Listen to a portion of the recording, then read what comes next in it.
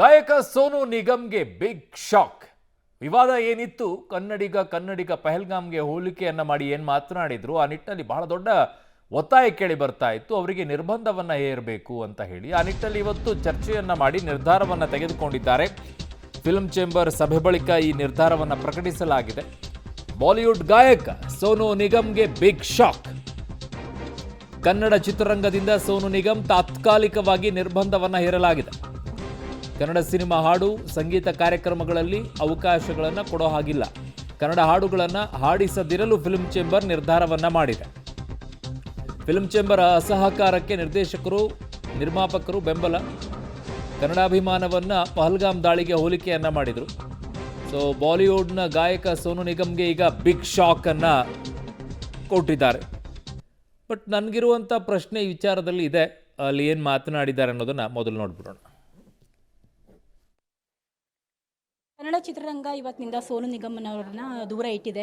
ಈ ಬಗ್ಗೆ ಮಾತನಾಡಲಿಕ್ಕೆ ನಮ್ಮ ಜೊತೆಗೆ ನಿರ್ಮಾಪಕರ ಸಂಘದ ಅಧ್ಯಕ್ಷರಾದ ಉಮೇಶ್ ಬಣ್ಕರ್ ಅವರಿದ್ದಾರೆ. ಬನ್ನಿ ಮಾತನಾಡಿಸ್ತೀನಿ. ಸರ್, ಮುಖ್ಯವಾಗಿ ನಿರ್ಮಾಪಕರ ಸಂಘದ ತೀರ್ಮಾನವೇ ಅಂತಿಮ ಆಗುತ್ತೆ. ಯಾಕೆ ಅಂತಂದರೆ ನಿರ್ಮಾಪಕರು ತಾನೇ ಕರ್ಸ್ಕೊಂಬರೋರು. ಸಂಗೀತ ನಿರ್ದೇಶಕರು ಒಪ್ಪಿಗೆ ಕೊಟ್ಟರು ಕೂಡ ನಿರ್ಮಾಪಕರ ಸಹಕಾರ ತೋರಿಸಿದ್ರೆ ಅಸಹಕಾರ ಅಲ್ಲಿ ಸಂಪನ್ನ ಆಗುತ್ತೆ.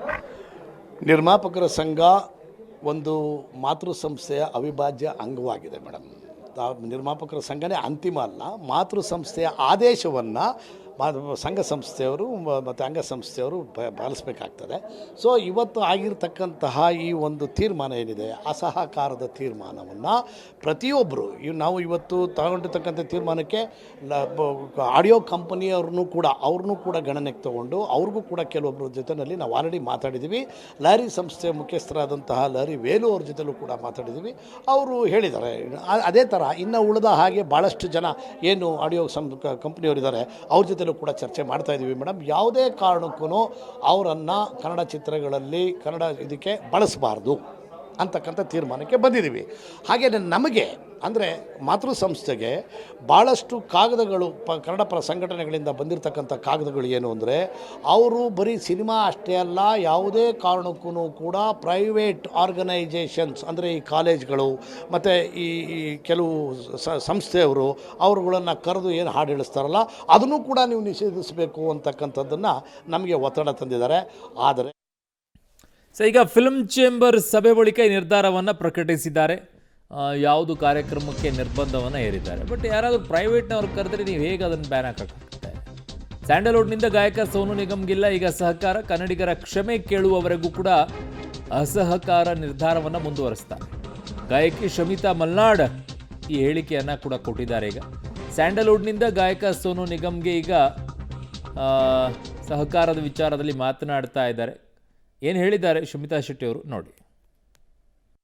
ಸೋನು ನಿಗಮ್ ಅವ್ರನ್ನ ಕನ್ನಡ ಚಿತ್ರರಂಗದಿಂದ ದೂರ ಇಡಲಾಗಿದೆ. ಅಸಹಕಾರ ಇವತ್ತಿಂದನೇ ಜಾರಿಯಾಗಿದೆ. ಈ ಬಗ್ಗೆ ಮಾತನಾಡೋದಕ್ಕೆ ನಮ್ಮ ಜೊತೆಗೆ ಶಮಿತಾ ಮಲ್ನಾಡ್ ಅವರಿದ್ದಾರೆ, ಗಾಯಕಿ. ಬನ್ನಿ ಮಾತನಾಡಿಸ್ತೀನಿ. ಮ್ಯಾಮ್, ಸಹಕಾರ ಅಥವಾ ಬ್ಯಾನ್, ನೀವು ಯಾಕೆ ಬ್ಯಾನ್ ಅಂತ ಬಳಸ್ತಿಲ್ಲ, ಸಹಕಾರನೇ ವ್ಯಕ್ತಪಡಿಸಿದ್ದು ಯಾಕೆ ಅನ್ನೋದ್ರ ಬಗ್ಗೆ ಮೊದಲು ಹೇಳಿ. ಯಾಕೆಂದರೆ ಮೊದಲನೇದಾಗಿ ಇದು ಎಲ್ಲರೂ ಇವತ್ತು ಭಾಳಷ್ಟು ಜನ ಬರೋದಕ್ಕೆ ಸಾಧ್ಯ ಆಗಿಲ್ಲ. ಭಾಳಷ್ಟು ಜನರು ಬರಬೇಕಾಗಿದೆ. ಚೇಂಬರ್ ಇವತ್ತು ಏನು ನಿರ್ಧಾರ ತೊಗೊಂಡಿದೆ, ಅಸಹಕಾರವನ್ನು ನಾವು ಮಾಡ್ತೀವಿ. ಎಲ್ಲಿ ತನಕ ಅವ್ರು ಕ್ಷಮೆ ಕೇಳಬೇಕು ಅಂತ. ಕ್ಷಮೆ ಕೇಳೋದು ಮೊದಲನೇ ವಿಷಯ. ಕ್ಷಮೆ ಕೇಳಿದ ಮೇಲೆ ಏನು ಮಾಡಬೇಕು ಅನ್ನೋದು ಕೂಡ ಮತ್ತೊಂದು ಇದೆ. ಯಾಕೆಂದರೆ ಕ್ಷಮೆ ಕೇಳಿದ ಕೂಡಲೇ ಕ್ಷಮೆ ಕೊಡುವಂಥ ತಪ್ಪು ಅಲ್ಲ. ಅಷ್ಟು ಚಿಕ್ಕ ತಪ್ಪಾಗಿಲ್ಲ. ಇದು ಬಹಳ ದೊಡ್ಡ ಅಪರಾಧನೇ ಇದು ಆಗಿರೋದು. ನಾವೊಬ್ಬ ಅಭಿಮಾನಿಯಾಗಿ ಈ ರೀತಿ ಇದನ್ನು ಅವರಿಂದ ಖಂಡಿತ ಎಕ್ಸ್ಪೆಕ್ಟ್ ಮಾಡಿರಲಿಲ್ಲ.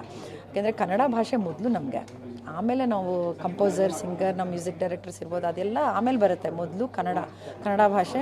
ಕನ್ನಡಕ್ಕೋಸ್ಕರ ನಾವು ಹಾಡ್ತಾ ಇದ್ದೀವಿ, ಕನ್ನಡದಲ್ಲಿ ಹೆಸರು ಮಾಡಿದ್ದೀವಿ, ಹಣ ಮಾಡಿದ್ದೀವಿ, ಎಲ್ಲ ಮಾಡಿದ್ದೀವಿ ಅಂತಂದರೆ ಕನ್ನಡದಿಂದ. ಸೊ ಕನ್ನಡ ಫಸ್ಟ್ ಅಲ್ವಾ? ಅವ್ರು ಹೇಗೆ ವ್ಯಕ್ತಿತ್ವ ಹೇಗೆ, ಯಾಕೆ ದಿಢೀರಂತ ಆ ಮಾತು ಅವ್ರ ಬಾಯಿಂದ ಬಂತು ಅಂತ ನೋಡಿ ಮೇಡಮ್. ಈಗ ಶೋಸ್ ಆದಾಗ ಬಹಳಷ್ಟು ಏನೇನೋ ಇರುತ್ತೆ.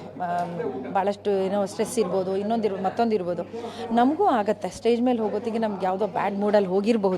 ಆದರೆ ಹಾಡಕ್ಕೆ ನಿಂತ ಮೇಲೆ ಅದು ನಮ್ಮ ಸ್ಟೇಜ್, ನಮ್ಮ ಜನ, ನನ್ನ ಪ್ರೀತಿಸೋಂಥವ್ರು ಬಂದಿರ್ತಾರೆ, ಕೇಳ್ತಾ ಇರ್ತಾರೆ.